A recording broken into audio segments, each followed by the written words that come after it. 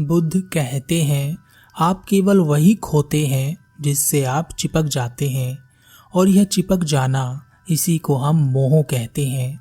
मोह, माया, यह दो शब्द आपने अवश्य सुने होंगे, और यह भी सुना होगा कि जो मोह माया में पड़ जाता है वह दुख के भंवर में फंस जाता है। लेकिन यह मोह माया है क्या? क्या यह वास्तव में दुख देता है? आपके आसपास 3 प्रकार के मोह स्पष्ट रूप से दिखाई दे सकते हैं, और यह हर किसी के आसपास होते हैं। पहला, जाना पहचाना मोह। दूसरा, जानबूझकर मोह। तीसरा, अनजाना मोह। पहला मोह आपकी आज तक की मेमोरी पर आधारित होता है, जैसे आपके बचपन से मोह, आपके माता पिता के प्रति मोह, आपके दोस्तों, आपके पड़ोसियों, आपके जानने वाले, आपके रिश्तेदार, आपकी पत्नी, बच्चे और आपका घर, यह सभी आपकी जाने पहचाने मोह हैं। जब आप इनके पास होते हैं तो सुख का अनुभव करते हैं, और जब आप इनसे दूर होते हैं तो गहरे दुख में डूब भी सकते हैं।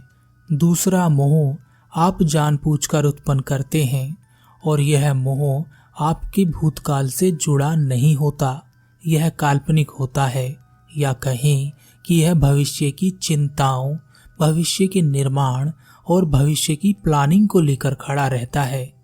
इसकी कोई भी चीज आपके आसपास नहीं होती, फिर भी आप इससे चिपके रहते हैं, और जब ये सपने, यह प्लानिंग बिखर जाती हैं, तब आप गहरे दुख में होते हैं। हालांकि इन सपनों को बुनते समय हम सुख का भी अनुभव ऐसा ही करते हैं जैसा कि दुख का अनुभव, लेकिन हमेशा से ही सुख कम सुख दिखाई देता है और दुख बहुत दुख दिखाई देता है।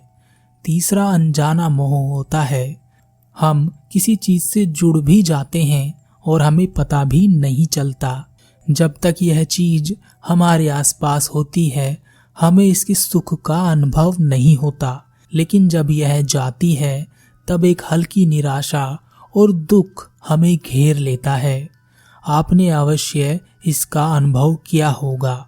यह किसी के भी प्रति हो सकता है, पेड़, पौधे, घर, रास्ते, कोई ऐसा व्यक्ति जिसके बारे में आपने कभी सुना भी ना हो, या आपके आसपास रहने वाला कोई भी जीव, चाहे वह मनुष्य हो या अन्य प्राणी, जिसके होने से आपको कोई फर्क पड़ता ही नहीं। लेकिन जब वह नहीं होगा तब आप इस अनजाने मोह को महसूस करेंगे। एक दूसरा शब्द आता है माया। मोह के पीछे माया अवश्य आती है, और माया के होने से ही मोह उत्पन्न होता है। यह एक दूसरे से जुड़े हुए हैं, लेकिन हम माया को यहाँ अलग से जानने की कोशिश करते हैं। माया का एक मुख्य कार्य होता है, और वह है भ्रम पैदा करना, जो जैसा नहीं है उसे वैसा दिखाना। मोह मनुष्य के भीतर ही होता है, वैसे ही माया भी मनुष्य के शरीर के भीतर ही होती है। हम इस दुनिया में अपनी आंखों से जो कुछ भी देख रहे हैं, जो कुछ भी महसूस कर रहे हैं, वह इस माया का ही खेल है। और ऐसा नहीं है कि इसके लिए बाहर की चीजों को बदला जाता है, सब कुछ आपके भीतर ही बदल जाता है।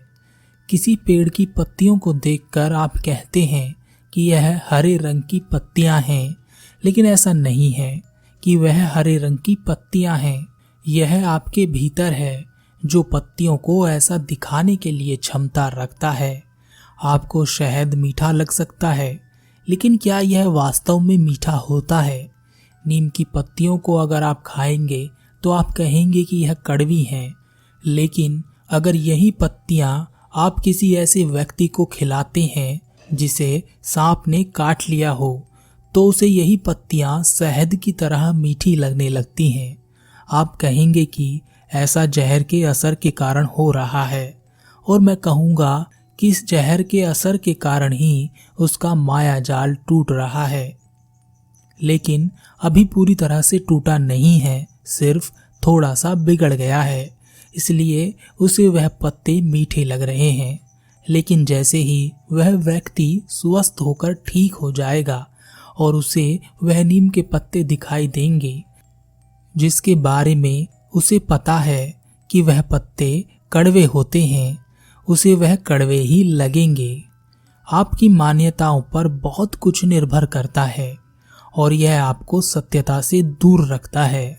और हाँ, मैं यह नहीं कह रहा हूँ कि आप किसी सांप से कटवा कर यह अनुभव लें, यह मूर्खता होगी।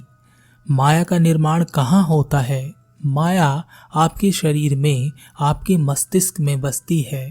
आपका संपूर्ण अस्तित्व आपका मस्तिष्क ही है। जो और जैसा वह आपको दिखाता है, आप वही देखते हैं, वही महसूस करते हैं और वही समझते भी हैं। सेक्स में कोई आनंद नहीं है, कोई सुख भी नहीं है, केवल शारीरिक पीड़ा है। लेकिन उसमें हमें सुख और आनंद महसूस होता है और यह मस्तिष्क की जरूरत भी नहीं है, यह जरूरत है शरीर की। शरीर अपने आप को आगे ट्रांसफर करना चाहता है, वह अपने आप को बचाए रखना चाहता है और बेहतरीन बनाना चाहता है, इसलिए वह मन पर चोट करता है। मन की आंखें हमारी इंद्रियां होती हैं, हालांकि इसके अलावा हमारा मन मस्तिष्क के सहारे भी उड़ान भर सकता है। वह उन चीजों को भी देखता है जो उसने कभी देखी ही नहीं है। शरीर जब मन पर चोट करता है तब मन मस्तिष्क को आदेश करता है, तब मस्तिष्क एक ऐसा माया जाल बनाता है जिसमें शारीरिक पीड़ा भी आनंद देने लगती है और उसे हम आनंद या सुख ही समझते हैं। जब हम मोह को छोड़ देते हैं तब हम में वैराग्य उत्पन्न होने लगता है। आपको ऐसे बहुत से लोग मिलेंगे जो वैरागी हो गए हैं या सन्यासी हो गए हैं। उनका मोह इस दुनिया के प्रति खत्म हो गया है, ऐसा उन्हें लगता है। आपको भी ऐसा ही लगेगा, जबकि वास्तविकता यह है कि वह मोह के बंधन से छूटे नहीं हैं, बल्कि उनका मोह अब उनके वैराग्य या सन्यास के प्रति हो गया है और अब इसे उन्होंने मजबूती से पकड़ रखा है। यही माया है, यह आपको आसानी से नहीं छोड़ती। जब आपको लगेगा कि आप बहुत आगे निकल आए हैं, तब भी आप इसके बंधन से मुक्त नहीं होगे। माया से बाहर आना ही निर्वाण या मुक्ति है। एक कहानी है, एक गुरु का एक शिष्य था। काफी समय से वह एक साथ थे। गुरु और शिष्य जब भी भिक्षा मांगने के लिए जाते, तब गुरु भिक्षा देने वाले से कहता, सब मोह माया है। जब शिष्य ने गुरु को यह शब्द दोहराते हुए सुना, तब शिष्य भी लोगों से कहने लगा, मोह माया दुख का कारण है। जब गुरु ने शिष्य को यह शब्द दोहराते हुए सुना, तब गुरु ने शिष्य से पूछा, तुम कैसे कह सकते हो कि मोह माया दुख का कारण है? क्या तुम इसे जानते हो? शिष्य ने कहा, मेरा मोह मेरे परिवार के प्रति था, तब मैं बड़ा दुखी रहता था। फिर एक दिन मैंने अपने परिवार को त्याग दिया और अपने परिवार के प्रति मोह को भी त्याग दिया और मैं एक सन्यासी हो गया। अब ना मोह है ना माया है, सब आनंद ही आनंद है। गुरु ने कहा, क्या तुम्हें वास्तव में लगता है कि तुम मोह माया के बंधन से मुक्त हो गए हो? शिष्य ने कहा, हाँ अवश्य, अब मुझ में किसी का मोह नहीं बचा। इसके बाद गुरु और शिष्य दोनों कुटिया में सोने के लिए चले गए। शिष्य जब सुबह उठा तब उसने देखा कि कुटिया में गुरु नहीं है। उसने आसपास आवाज लगाई, लेकिन गुरु का कुछ पता नहीं चला। वह गांव नगर में घूमा, लेकिन गुरु कहीं नहीं दिखाई दिए। सुबह से शाम हो गई, गुरु का कुछ भी पता नहीं चला। शिष्य बहुत दुखी हो गया, उसकी आंखों से आंसू बहने लगे। वह गुरु को याद करके रोने लगा। कभी उसके मन में ख्याल आता, कहीं गुरु को कोई जंगली जानवर तो नहीं ले गया। कभी ख्याल आता कि कहीं गुरु उसकी किसी बात से नाराज होकर कहीं चले तो नहीं गए। फिर सोचता कि बिना गुरु के अब उसका क्या होगा। वह गुरु के प्रति एक गहरे दुख में चला गया। उसे सब कुछ लुटा लुटा सा दिखाई देने लगा। 5 दिन बाद एक व्यक्ति उसके पास आया और उस शिष्य को एक संदेश दिया और कहा, यह तुम्हारे गुरु ने मुझे दिया था और कहा था कि 5 दिन बाद मैं तुम्हें इसे दे दूं। शिष्य ने वह संदेश खोलकर पढ़ा। उसमें लिखा था, क्या तुम मोह से मुक्त हो गए हो शिष्य? किसका दुख बना रहे हो? यह पढ़ते ही शिष्य की आंखें खुली की खुली रह गई। उसे समझ में आ गया कि वह अभी भी गुरु के प्रति मोह में है, इसलिए दुखी है। उसने अपना सारा मोह त्याग दिया। धीरे धीरे 4 वर्ष बीत गए। इन 4 वर्षों में वह शिष्य अब गुरु बन गया था। उसके अपने अनेक शिष्य थे। उसकी कुटिया अब आश्रम बन चुकी थी। लोग उसका बहुत सम्मान करते थे। अपने गुरु को तो जैसे वह भूल ही गया था। पर एक दिन वह गुरु वापस लौटे। अपने गुरु को अचानक सामने देखकर वह बहुत खुश हुआ और उसने कहा, गुरुदेव, आपका संदेश मिला था। आपने मेरी आंखें खोल दी। मैं मोह में जिए जा रहा था। मुझे इसके बारे में कुछ पता ही नहीं था। आपकी वजह से मुझे यह ज्ञान प्राप्त हुआ। गुरु ने कहा, अच्छी बात है, लेकिन क्या तुम माया से भी मुक्त हुए हो? शिष्य ने कहा, जब मोह से मुक्त हो गया तो माया से तो अपने आप ही हो गया। गुरु ने कहा, अच्छी बात है, मुझे खुशी है तुम्हारे लिए। यह कहकर गुरु आराम करने चले गए। गुरु के वापस आने पर लोगों में बहुत उत्साह था। वह गुरु से आशीर्वाद लेने आने लगे। उस आश्रम में रहने वाले शिष्य भी गुरु के ज्ञान से अधिक प्रभावित होने लगे। अब वह शिष्य विचलित होने लगा। उसे लगा कि वह गुरु नहीं रहा, बल्कि शिष्य बनकर रह गया है। उसके शिष्य अब उसे इतना महत्व नहीं दे रहे हैं। गांव और नगर के लोग भी अब मेरा इतना सम्मान नहीं कर रहे हैं जितना कि गुरु का कर रहे हैं। इसी बात से विचलित होकर एक दिन शिष्य ने गुरु से कहा, आपको यहाँ आए बहुत दिन हो गए हैं, अब आप कब जाने का विचार कर रहे हैं? गुरु ने कहा, मैं कल सुबह ही चला जाऊंगा। यह सुनकर शिष्य बहुत खुश हुआ। वह सुबह होने का इंतजार करने लगा। सुबह जब गुरु चलने लगे तब उस आश्रम के सभी शिष्य गुरु से निवेदन करने लगे कि वह भी उनके साथ ही जाना चाहते हैं। गांव नगर के लोगों को जब यह पता चला तब वह भी गुरु से विनती करने लगे कि आप यहीं रहें, यहाँ से कहीं ना जाएं। यह देखकर वह शिष्य सोचने लगा कि आश्रम से अगर सभी चले जाएंगे तब वह अकेला यहाँ क्या करेगा। उसने गुरु से विनती की और कहा, आप यहीं रह जाएं।